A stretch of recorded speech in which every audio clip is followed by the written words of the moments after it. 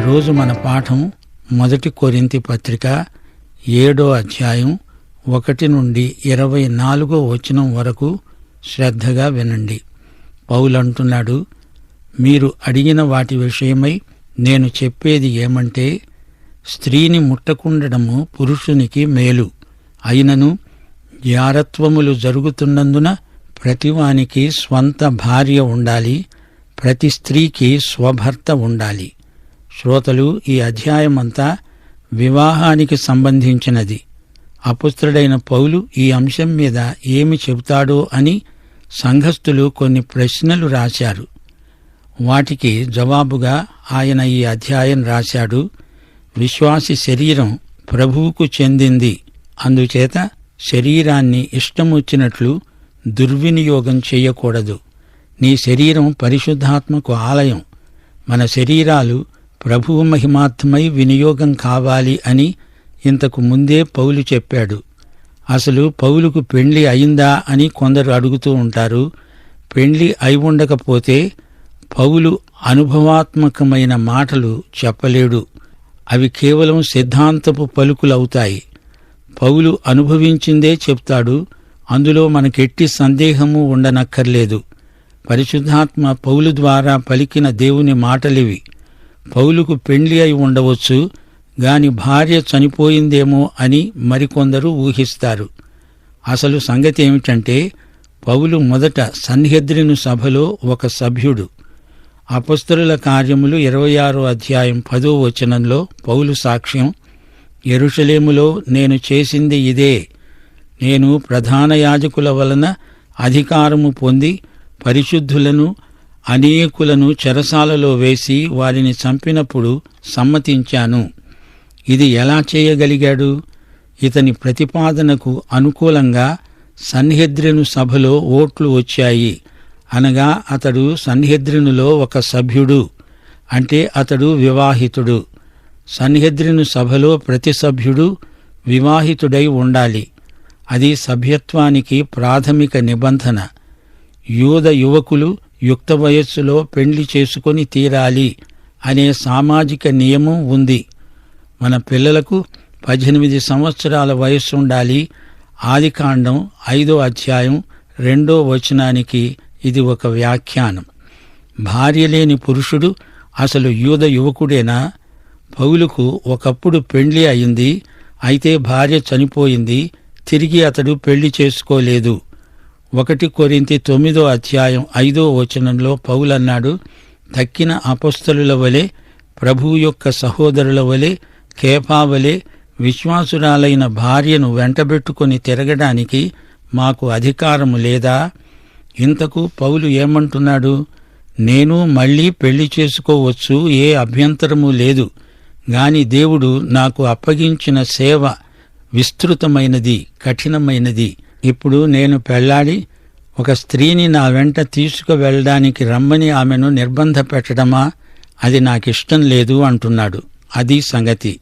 పౌలు వివాహితుడే గనుకే స్వానుభవంతో పెండ్లి ప్రసంగంలో ఎఫెసీ 5వ అధ్యాయం 5వ వచనంలో అనగలిగాడు, పురుషులారా మీ భార్యలను ప్రేమించండి.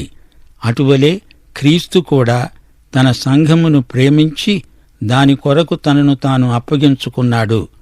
పౌలు తన వ్యక్తిగత విషయాలు, కుటుంబ జీవితములోని వివరాలు అంతగా చెప్పలేదు.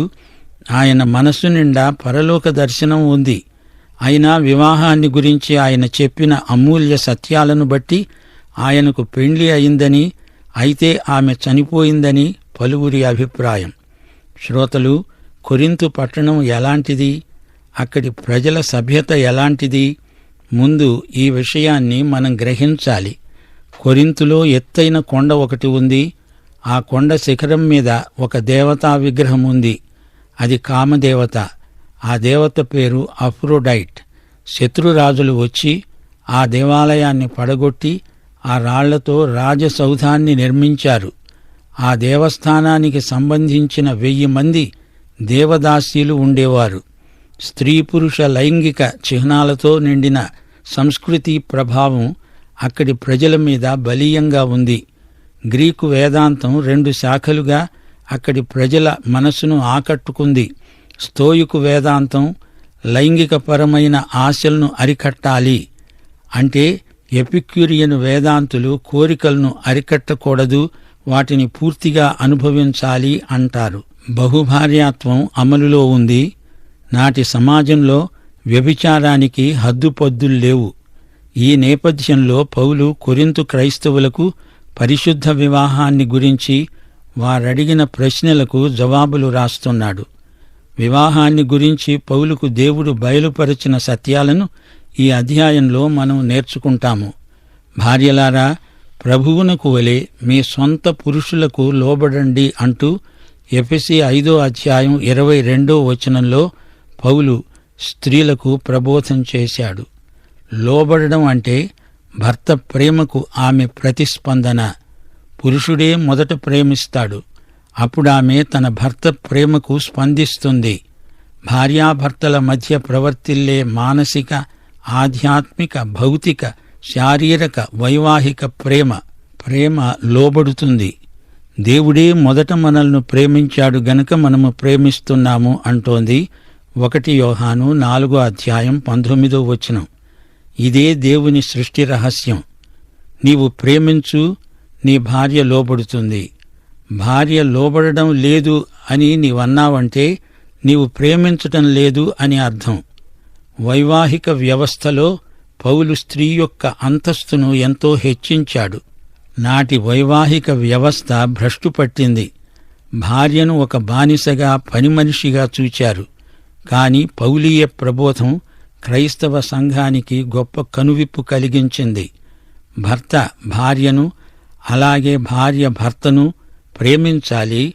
ఒకరికొకరు వారు తమ ధర్మాలు నడపాలి. భర్తకే కాని భార్యకు తన దేహముపై అధికారము లేదు. ప్రార్థన చేయడానికి మీకు సావకాశము కలుగునట్లు కొంతకాలము వరకు ఉభయుల సమ్మతి చొప్పుననే తప్ప ఒకరినొకరు ఎడబాయకండి. మీరు మనస్సు నిలుపలేకపోయినప్పుడు సైతాను మిమ్మును శోధించకుండా తిరిగి కలుసుకోండి. ఇది నా హితోపదేశం, ఆజ్ఞ కాదు. మనుష్యులందరూ నావలి ఉండాలని కోరుతాను. అయినా ఒకడు ఒక విధముగా, మరి ఒక విధముగా, ప్రతి మనుష్యుడు తనకున్న కృపావరమును దేవుని వలన పొంది ఉన్నాడు. భార్యాభర్తలు ఒకరి పట్ల ఒకరు ప్రేమను వ్యక్తం చేయాలి. అంతేగాని పురుషుడు వివాహ పరిధిని దాటి ఇతర స్త్రీలతో సంబంధం పెట్టుకోకూడదు. వైవాహిక ప్రేమకే లైంగిక సంపర్కం పరిమితం. వైవాహిక బంధం ప్రేమ. ఈ మాట పౌలు స్వానుభవంతో అంటున్నాడు. ఆదాము హవ్వలను అడగండి, యాకోబు రాహేలులను సంప్రదించండి, బోయజు రూతు, దావీదు అబీగయీలు దంపతులను అడిగి చూడండి. వైవాహిక ప్రేమ అంటే ఏమిటో వారు మీకు సాక్ష్యమిస్తారు. 1 సమూయేలు 25:29 అబీగయీలు దావీదుతో అన్నది, నా ఏలినవాడవైన నీ ప్రాణము నీ దేవుడైన యెహోవా వద్దనున్న జీవపు మూటలో కట్టబడుతుంది. ఎందరో భక్తిగల భార్యలు తమ భర్తల సేవా దర్శనాన్ని విస్తృతపరచిన వారున్నారు. దేవుడు జతపరిచిన భార్యాభర్తలను సైతాను వేరుపరచకుండా జాగ్రత్తపడండి. మీ వివాహానికి చుట్టూ సైతాను దాటరాని కంచెను ఒకటి నిర్మించుకోండి. పౌలంటున్నాడు, ఇది నా ఆజ్ఞ అనుకోకండి, ఇది మీకు నేను చెప్పే హితవు. మీ వైవాహిక జీవితంలో సైతానుకు చోటు పెట్టకండి. సాధ్యమైనంత వరకు ఒకరినొకరు ఎడబాయకండి. ఆధ్యాత్మిక కారణాలను బట్టి మాత్రమే తాత్కాలికంగా అవసరమైతే వేరుగా ఉంటే ఉండండి. ఉండగలిగితే మీరు నాలాగా ఉంటే మరీ మంచిది. ఈ మాట అంటున్నప్పుడు పౌలుకు భార్య లేదు. అప్పటికే ఆమె చనిపోయింది. ఆయన తిరిగి వివాహం చేసుకోలేదు. తన సువార్త ప్రయాణాలలో ఒంటరిగానే ఉన్నాడు. పేతురులాగా భార్యను వెంటబెట్టుకుని వెడదామంటే ఆమె లేదు, ప్రభువునందు నిద్రించింది. కొందరు వివిధ కారణాలను బట్టి అవివాహితులుగానే ఉండిపోయి సేవ చేస్తారు. మత్తయి సువార్త 19:12 ప్రభువు చెప్పినట్లు, తల్లి గర్భము నుండి నపుంసకులుగా పుట్టిన వారు కలరు, మనుష్యుల వలన నపుంసకులుగా చేయబడిన నపుంసకులు కలరు.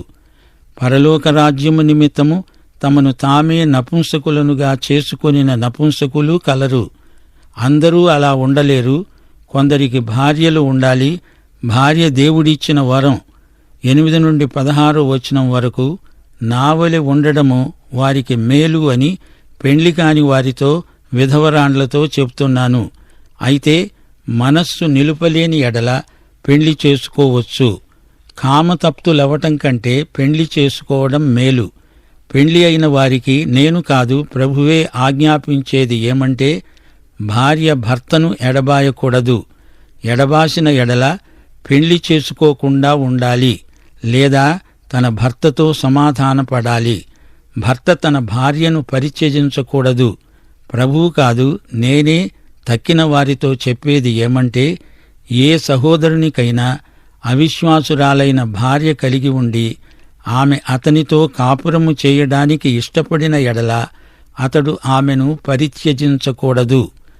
ఏ స్త్రీకైనా అవిశ్వాసి అయిన భర్త కలిగి ఉండి ఆమెతో కాపురము చేయడానికి ఇష్టపడిన ఎడల ఆమె అతణ్ణి పరిత్యజించకూడదు. అవిశ్వాసి అయిన భర్త భార్యను బట్టి పరిశుద్ధపరచబడతాడు. అవిశ్వాసురాలైన భార్య విశ్వాసి అయిన తన భర్తను బట్టి పరిశుద్ధపరచబడుతుంది. లేని ఎడల మీ పిల్లలు అపవిత్రులై ఉంటారు. ఇప్పుడైతే వారు పవిత్రులు. అయితే అవిశ్వాసి అయిన వాడు ఎడబాస్తే ఎడబాయవచ్చు. అట్టి సందర్భములలో సహోదరునికైనా సహోదరికైనా నిర్బంధము లేదు. సమాధానముగా ఉండడానికి దేవుడు మనల్ని పిలిచాడు. ఓ స్త్రీ, నీకేమి తెలుసు? నీ భర్తను రక్షించుకుంటావేమో. పురుషుడా, నీకేమి తెలుసు? నీ భార్యను రక్షించుకుంటావేమో. ప్రియశ్రోతలు వింటున్నారా? వైవాహిక నియమాలు కొన్ని అపొస్తలుడైన పౌలు ఉపదేశిస్తున్నాడు. భార్యాభర్తలు ఎన్నటికీ విడిపోకూడదు. అలాంటి స్థితి తప్పనిసరిగా సంభవిస్తే వారు తిరిగి పెళ్లాడడానికి అనుమతి లేదు. అయితే కొరింథు సంఘంలో ఒక సమస్య తలెత్తింది. భర్త విశ్వాసి అయ్యాడు, భార్య ఇంకా అవిశ్వాసిగానే ఉంది. అప్పుడేం చెయ్యాలి? అలాగే మరో కుటుంబంలో భార్య విశ్వాసి, భర్త అవిశ్వాసి. అలాంటి పరిస్థితిలో విశ్వాసి అయిన వ్యక్తి కర్తవ్యమేమిటి? భార్యాభర్తలలో ఒకరు విశ్వాసి అయి ఉంటే సాధ్యమైనంత వరకు కలిసి ఉండే ప్రయత్నమే చెయ్యండి. వారికి పిల్లలున్నారనుకోండి, అలాంటప్పుడు ఆ పిల్లల కోసమైనా వారు విడిపోకుండా ఉండేందుకు ప్రయత్నించాలి. అయితే అవిశ్వాసి కాదు కూడదు అని వెళ్ళిపోతేనో అప్పుడు విశ్వాసికి తీర్మాన స్వేచ్ఛ ఉంది. అయితే విడువబడిన ఈ వ్యక్తి మళ్లీ పెళ్లి చేసుకోవచ్చా? దానికి సాధారణమైన నియమాన్ని పౌలు పేర్కొనలేదు. భార్యాభర్తలలో నిర్దోషి అయిన వ్యక్తిని బట్టి తీర్మానం ఉంటుంది. అయితే ఈ స్వేచ్ఛను దుర్వినియోగపరచరాదు. కావాలని ఆ వ్యక్తిని ఎలాగైనా వదిలించుకోవాలని అలాంటి పరిస్థితిని కల్పించి దానికి ఆధ్యాత్మిక రంగు పులిమేవారు నాడు నేడు ఉంటూనే ఉన్నారు. మనుషుల కఠిన హృదయాన్ని కనిపెట్టి చూడాలి. భార్యాభర్తలలో ఒకరు అవిశ్వాసి అయితే విశ్వాసి అవిశ్వాసిని ప్రభువు కోసం సంపాదించడానికి ప్రయత్నించాలి, ప్రార్థించాలి. 17 నుండి 24 వచనం వరకు ప్రభువు ప్రతివానికి ఏ స్థితి నియమించాడో, దేవుడు ప్రతివాణ్ణి ఏ స్థితి యందు పిలిచాడో ఆ స్థితి యందే నడుచుకోవాలి. ఈ ప్రకారమే సంఘములన్నిటిలో నియమిస్తున్నాను. సున్నతి పొందినవాడు ఎవడైనా పిలువబడ్డాడా? అతడు సున్నతిని పోగొట్టుకోవద్దు. సున్నతి పొందనివాడెవడైనా పిలువబడ్డాడా? సున్నతి పొందవద్దు. దేవుని ఆజ్ఞలను అనుసరించటమే ముఖ్యము కాని సున్నతి పొందడములో ఏమీ లేదు, సున్నతి పొందకపోవడములో ఏమీ లేదు. ప్రతివాడు ఏ స్థితిలో పిలువబడ్డాడో ఆ స్థితిలోనే ఉండాలి. దాసుడువై ఉండగా పిలువబడ్డావా? చింతపడవద్దు. గాని స్వతంత్రుడివడానికి శక్తి కలిగిన ఎడల స్వతంత్రుడివి అవడం మరీ మంచిది. ప్రభువునందు పిలువబడిన దాసుడు ప్రభువు వలన స్వాతంత్ర్యము పొందినవాడు. ఆ ప్రకారమే స్వతంత్రుడై ఉండి పిలువబడినవాడు క్రీస్తు దాసుడు. మీరు విలువ పెట్టి కొనబడిన వారు గనుక మనుష్యులకు దాసులు కాకుండా ఉండండి. సహోదరులారా, ప్రతి మనుష్యుడు ఏ స్థితిలో పిలువబడతాడో ఆ స్థితిలోనే దేవునితో సహవాసము కలిగి ఉండాలి. పౌలు హెచ్చరికలు నిత్యత్వపు విలువ గలవి. వివాహితులారా, వివాహితులైన మీరు వివాహ పరిధి నుండి పారిపోకండి. అదే స్థితిలో ప్రభువును మహిమపరచండి. అవిశ్వాసి అయిన నీ భర్తను గాని నీ భార్యను గాని ప్రేమతో ప్రభువులోకి రాబట్టుకోండి. అనవసరమైన గొడవలు పెట్టుకోకండి. యూదుడు రక్షించబడి క్రైస్తవుడయ్యాడు. అది వ్యక్తిలో మార్పు గాని మతం మార్పిడి కాదు, స్థితి మార్పు గాని పరిస్థితి మార్పు కాదు అంటున్నాడు భక్త పౌలు. ఇశ్రాయేలీయుడు ఇశ్రాయేలీయుడుగానే రక్షణ పొందుతాడు, అన్యుడు అన్యుడుగానే రక్షణ పొందుతాడు. అంతేగాని రక్షణ పొందడానికి అన్యుడు యూదుడు కానక్కర్లేదు. క్రీస్తును బట్టి ఆయన ద్వారానే రక్షణ, నూతన జన్మ. క్రీస్తు విధేయులే క్రైస్తవులు. ఏ పరిస్థితిలో పిలువబడ్డారో అక్కడే ఉండిపోవాలి. ఇశ్రాయేలీయుడు అన్యుడు అందరూ క్రీస్తునందు ఒకటే. రక్షించబడిన బానిసలు ఆ రోజుల్లో ఎందరో ఉండేవారు. క్రైస్తవుణ్ణి అయ్యాను అని చెప్పి యజమానికి తిరుగుబాటు చెయ్యకు. ఒకవేళ శాంతియుతంగానే దేవుడు నిన్ను స్వతంత్రుణ్ణి చేస్తాడేమో. రక్షించబడగానే ఉద్రేకంతో కొందరు స్త్రీలు తమ కుటుంబ బాధ్యతలను వదిలేసి ఆ ఫలాన గొప్ప బోధకురాండ్రమైపోవాలి అనుకోవడం పెద్ద పొరపాటు. గృహిణి ధర్మం పిల్లల పెంపకంలో, ఆ సేవలో దేవుణ్ణి మహిమపరచాలి. ప్రియ శ్రోతలు వింటున్నారా? మనము యేసుక్రీస్తు యొక్క అమూల్య రక్తము చేత కొనబడిన వారము. మనం పూర్తిగా ఆయనకే చెంది ఉన్నాము. మనము మనుష్యులకు దాసులము కాకూడదు. ఏ మనిషికి మనం బానిసలం కాము. మన విశ్వాసానికి ఆటంకం కలిగించే ఏ పనిగాని ఉద్యోగం గాని మనము చెయ్యలేము.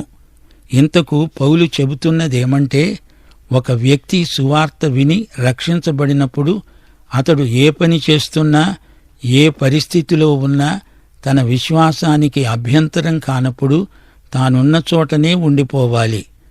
తన ప్రభువుకు నమ్మకంగా జీవించాలి. నీవెక్కడ ఉన్నా ఏం చేసినా ప్రభువుకే నీ జీవితంలో ప్రథమ స్థానమివ్వాలి. అది సాధ్యం కాకపోతే ఆ పని మానేయి. ప్రభువే నీకు మరో మంచి పని చూపెడతాడు.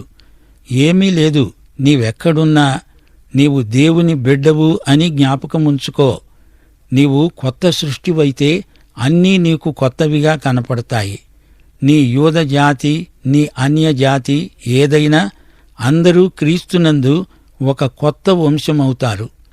నీ యూద గుర్తింపును ఎలా పోగొట్టుకోగలవు? దానిని ఉండనియ్యి. అది నీ సాక్ష్యానికి ఉపకరిస్తుంది గదా. రక్షించబడిన మనిషి బానిసగా పనిచేస్తుండవచ్చు గాని అంతరంగమందు స్వతంత్రుడు. అందరము క్రీస్తుకు ప్రేమ బానిసలమే. సోదరీ సోదరులారా, ఈ పాఠంలోని సత్యాలు నిత్యమైన విలువగలవి. 7వ అధ్యాయం 1 నుండి 9వ వచనం వరకు వివాహం దేవుని వరం. కొందరు వివాహము లేకుండా ఉండగలరు గాని అందరూ ఉండలేరు. ఏదేమైనా దేవుని చిత్తమే మనకు ముఖ్యం. 10 నుండి 16వ వచనం వరకు వివాహము ఒక సేవ. వివాహమైన తరువాత రక్షించబడిన భార్య గాని భర్త గాని ఒకరినొకరు ప్రేమతో రాబట్టుకోవాలి. ఇద్దరూ వివాహ పరిధిలో చేయవలసిన సేవ ఎంతో ఉంది. ప్రభువు ప్రేమలో ఎదుగుతూ ఒకరినొకరు క్రీస్తు తనను ప్రేమించినట్లే ప్రేమించుకోవాలి. వైవాహిక పరిధిలో ఎంతో సేవ ఉంది. పౌలు ఇదే మాటను నొక్కి చెప్తున్నాడు. 17 నుండి 24వ వచనం వరకు వైవాహిక జీవితం ఒక పిలుపు. నీవు క్రైస్తవ విశ్వాసివైతే అంతకు ముందు నీ జాతి, నీ బంధువులు, బలగం గురించిన బాధ్యతలు వదిలివేయాలని కాదు. రక్షణ పొందాక కూడా యూదుడు యూదుడే, బానిస బానిసే, స్వతంత్రులు స్వతంత్రులే, వివాహితులు వివాహితులే. ఇప్పుడు క్రీస్తు సహాయంతో నీకు కలిగిన పిలుపును అర్థవంతంగా నెరవేర్చగలవు. 1 పేతురు 4:16 కూడా ఇదే అంశాన్ని ప్రస్తావిస్తోంది. ఎవడైనను క్రైస్తవుడైనందుకు బాధ అనుభవించిన ఎడల అతడు సిగ్గుపడక ఆ పేరును బట్టే దేవుణ్ణి మహిమపరచాలి. ఒక విశ్వాసి, అవిశ్వాసి భార్యాభర్తలుగా జీవిస్తూ ఉంటే కొంతకాలానికి విశ్వాసి ప్రేమే అవతలి వ్యక్తిని గెలుస్తుంది అని పౌలీయ భావన. అవును, ఇది అక్షరాలా నిజం. ప్రేమే జయిస్తుంది. లోకమును జయించే విజయము మన విశ్వాసమే, మన ప్రేమే. విశ్వాసి కుటుంబంలో పుట్టిన బిడ్డ దేవుని కుటుంబంలోకి భౌతికంగా ప్రవేశిస్తున్నట్లే గదా. అవిశ్వాసాన్ని, పాపాన్ని విశ్వాసిలోని కృపే గెలవాలి అని పౌలు ఆకాంక్ష. దాంపత్య ప్రేమ యేసు ప్రేమను ప్రతిఫలించాలి, ప్రతిబింబించాలి. ప్రియ శ్రోత, నీవు రక్షించబడ్డావా? దేవుడు మిమ్మును సమృద్ధిగా దీవించునుగాక. మన ప్రభువైన యేసుక్రీస్తు వారి కృప, తండ్రి అయిన దేవుని ప్రేమ, పరిశుద్ధాత్మ యొక్క అన్యోన్య సహవాసము మనకందరికీ సదాకాలము తోడై ఉండునుగాక. ఆమేన్.